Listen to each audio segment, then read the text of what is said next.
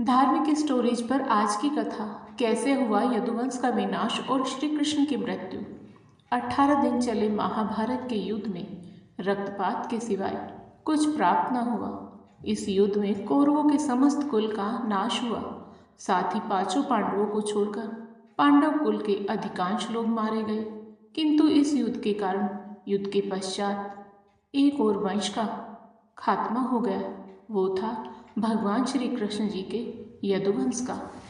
महाभारत युद्ध की समाप्ति के पश्चात जब युधिष्ठिर का राजतिलक हो रहा था, तब कौरवों की माता गांधारी ने महाभारत युद्ध के लिए श्री कृष्ण को दोषी ठहराते हुए श्राप दिया कि तुम्हारे कारण जिस प्रकार कौरवों के वंश का नाश हुआ है, ठीक उसी प्रकार यदुवंश का भी नाश होगा। गांधारी के श्राप से विनाशकाल आने के कारण श्री कृष्ण द्वारिका लौटकर यदुवंशियों को लेकर प्रयास क्षेत्र में आ गए थे। यदुवंशी अपने साथ अन्न भंडार भी ले आए थे। कृष्ण ने ब्राह्मणों को अन्नदान देकर यदुवंशियों को मृत्यु की प्रतीक्षा करने का आदेश दिया था। कुछ समय पश्चात महाभारत युद्ध की चर्चा करते हुए सात्यकी और कृतवर्मा में विवाद हो गया। सात्यकी ने क्रोध में आकर कृतवर्मा का सिर काट दिया। इससे उनमें आपसी युद्ध भड़क उठा और वे समूहों में विभाजित होकर एक दूसरे का संहार करने लगे। इस लड़ाई में श्री कृष्ण के पुत्र प्रद्युम्न और मित्र सात्यकी समेत सभी यदुवंशी मारे गए थे। केवल बबरू और दारुक ही बचे रह गए थे। यदुवंशियों के विनाश के पश्चात कृष्ण वन में अपने भ्राता बलराम के पास पहुंच गए। यदुकुल की स्त्रियों की रक्षा का भार उन्होंने अपने सारथी बाहुक के माध्यम से अर्जुन पर छोड़ दिया था। अब इस धरा पर कन्हैया बस अपने भ्राता बलराम के संग कुछ क्षण व्यतीत करना चाहते थे। बलराम एक वृक्ष के नीचे निचेष्ट बैठे हुए थे। प्राणवान अथवा प्राणहीन यह देखने भर से पता नहीं चल रहा था। कृष्ण उनकी समाधि को भंग नहीं करना चाहते थे, अतः वहीं निकट ही बैठ गए। कुछ ही क्षण बीते होंगे कि उन्हें बलराम के सिर के पीछे से एक विशाल नाग निकलता हुआ दिखाई दिया, जो देखते ही देखते तनिक दूर पर स्थित समुद्र में समा गया। समुद्र तट पर वासुकी, करकोटक, शंख, अतिशंड इत्यादि नाग एवं स्वयं वरुण देव उसके स्वागत और अगवानी हेतु खड़े थे। बलराम की देह एक ओर लुढ़क गई। बड़े भाई को मृत जान श्री कृष्ण तनिक दूर जाकर लेट गए। क्या वे जीवन से थक गए थे या उन्हें भी संसार छोड़ने की इच्छा हो आई थी? लेटे लेटे ही उन्हें अपना पूरा भूतकाल स्मरण हो आया। मैया यशोदा की डांट, यमुना का वो तट, राधा के साथ रास, कंस का वध, द्वारिका की स्थापना, रुक्मिणी का प्रेम, समयंतक मणि, पुत्र प्रद्युम्न, बुआ कुंती, मित्र द्रौपदी, अर्जुन और उसके भाई, महाभारत का युद्ध और अंततः यादवों का विनाश। अभी उनकी विचारधारा बह ही रही थी कि उन्हें अपने एक तलवे में पीड़ा का आभास हुआ। नेत्र खोलकर देखा तो एक बाण धंसा हुआ था। एक व्याध दौड़ता हुआ आया और कृष्ण के पैरों पर गिरकर रोने लगा। उसने उन गुलाबी चरणों को अपनी गोद में रख लिया और बारंबार क्षमा मांगने लगा। कृष्ण बोले, क्यों रोते हो मित्र? तुमसे क्या अपराध हुआ है? क्षमा करो राजन, मृगों को मारने निकला था, तुम्हारे चरणों की झलक देखी, उन्हें मृग समझ तीर छोड़ दिया। क्षमा करो, मैं अभी इस बाण को निकालकर औषधि लगा देता हूँ। रुको व्याध, पहले अपना नाम तो बताओ। मेरा नाम जरा है राजन। तो मित्र जरा, शांत हो जाओ। तुमसे कोई पाप नहीं हुआ है और मैं कोई राजा नहीं, देवकी और वासुदेव का पुत्र कृष्ण हूँ। कृष्ण का परिचय सुन वह व्याध और अधिक दुख में डूब गया। जिसके जीवित रहते ही संसार ईश्वर मानने लगा हो, उसी के साथ यह अपराध कर दिया उसने।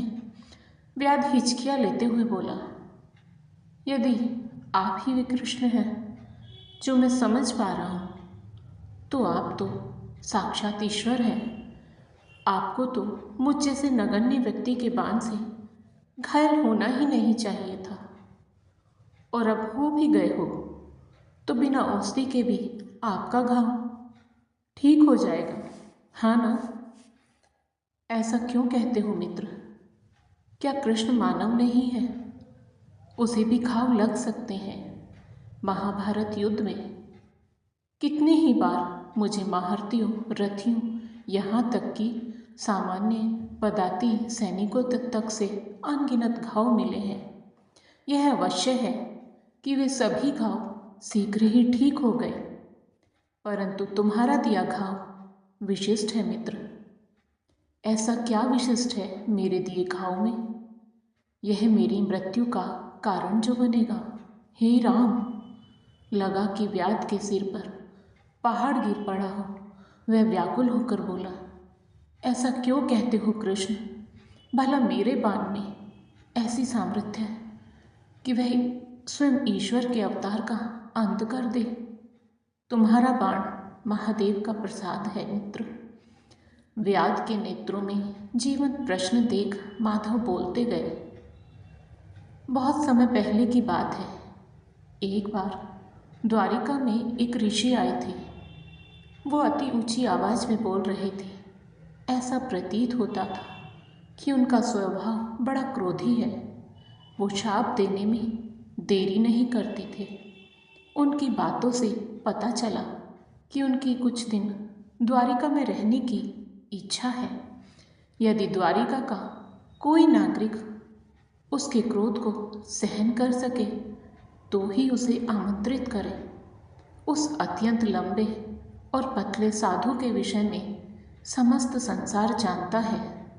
वह दुर्वासा ऋषि थे। जब किसी ने भी उन्हें अपने घर नहीं बुलाया तो मैं आगे बढ़ा और उन्हें अपने घर लिवा लाया। अद्भुत थे दुर्वासा ऋषि। कभी भोजन ग्रहण करते तो खाते ही चले जाते। 10 लोगों का भोजन कम पड़ जाता। कभी कभी एक ग्रास खाकर उठ जाते, कभी अचानक ही सोने चले जाते, तो कभी अचानक ही जाग जाते। इसलिए उनके लिए सदैव ही भोजन शयन की उत्तम व्यवस्था रखनी पड़ती। एक बार तो सैया सहित सब कुछ जलाकर चल पड़े और थोड़ी ही देर में सोने चले आए। उन्होंने अपनी ओर से बहुत प्रयास किया कि उनकी सेवा में उन्हें कोई कमी दिख जाए, परंतु मैंने और मेरे परिवारजनों ने ऐसा कोई अवसर ही नहीं दिया। एक बार उन्होंने बहुत सारी खीर बनवाई। मैं और रुक्मणी उन्हें खीर परोसने के लिए खड़े थे। उन्होंने उस स्वादिष्ट खीर में अपनी एक उंगली डुबोई और बस उतना सा ही खाकर बोले कि इस खीर को अपने पूरे शरीर पर मल लो।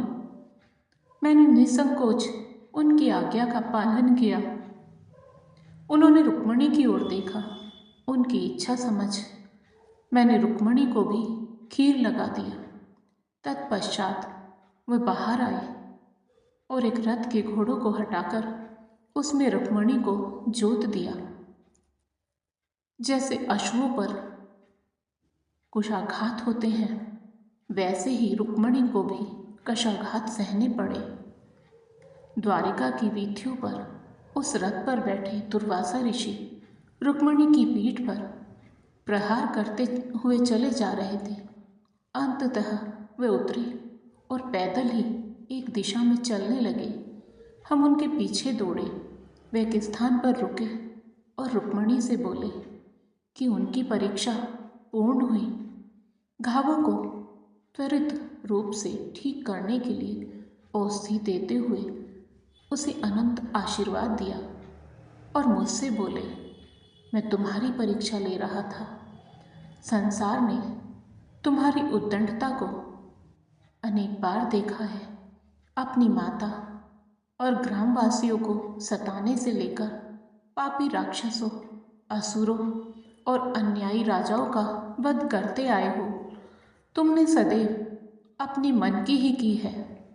आज संसार ने तुम्हारा विनय भी देख लिया।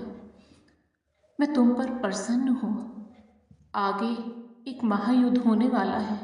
मुझे ज्ञात है कि उस युद्ध में तुम्हें असंख्य बार असंख्य घाव लगेंगे और तुम उनका प्रतिकार भी नहीं करोगे। अतः शरीर के जिस भी अंग पर तुमने खीर का लेपन किया है वह घावों को सहन कर लेगा। वे अति शीघ्र भर जाएंगे। परंतु कृष्ण, तुमने अपने तलवों पर खीर नहीं मला। चलो, यह भी ठीक ही हुआ। तुम्हें भी एक बहाना मिल जाएगा। व्याध, जो अपने हाथ से माधव के तलवों से निकलते रक्त को रोकने का प्रयास करते हुए उनकी बात सुन रहा था, वह बोला, बहाना कैसा कृष्ण? और तुमने कहा था कि मेरा बाण महादेव का प्रसाद है, सो कैसे? मृत्यु तो निश्चित है न मित्र। जब जन्म लिया है तो मृत्यु होना भी निश्चित है, और मृत्यु के लिए कोई न कोई तो बहाना चाहिए ही। मेरा जीवन पूर्ण हुआ। जिस उद्देश्य के लिए मेरा जन्म हुआ था वह पूर्ण हुआ। वे साधु, वे महात्मा दुर्वासा महारुद्र शंकर के ही अंश हैं।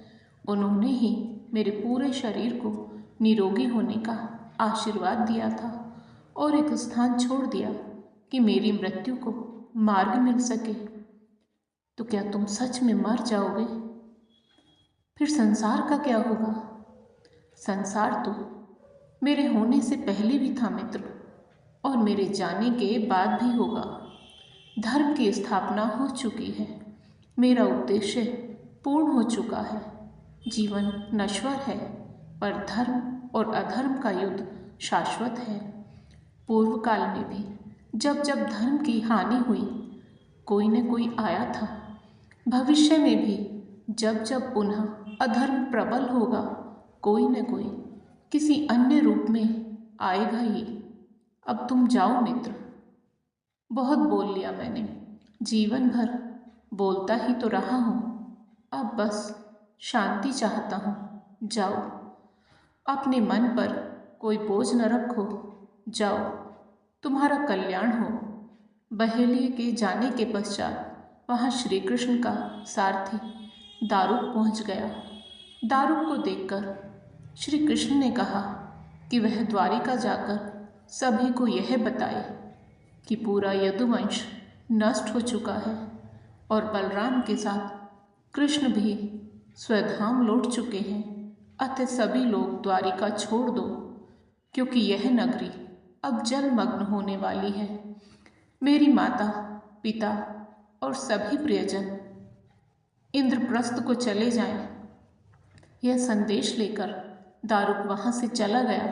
तत्पश्चात उस क्षेत्र में सभी देवता और स्वर्ग की अप्सराएं, यक्ष, किन्नर, गंधर्व आदि आए और उन्होंने श्री कृष्ण की आराधना की। आराधना के पश्चात श्री कृष्ण ने अपने नेत्र बंद कर लिए और वे सशरीर ही अपने धाम को लौट गए। कान्हा जी के प्यारे भक्तों, आपको आज की कथा पसंद आई हो तो वीडियो को लाइक करें, शेयर करें और साथ ही हमारे चैनल को सब्सक्राइब करें। कमेंट बॉक्स में जय श्री कृष्णा अवश्य लिखें। जय श्री कृष्णा प्यारे भक्तों।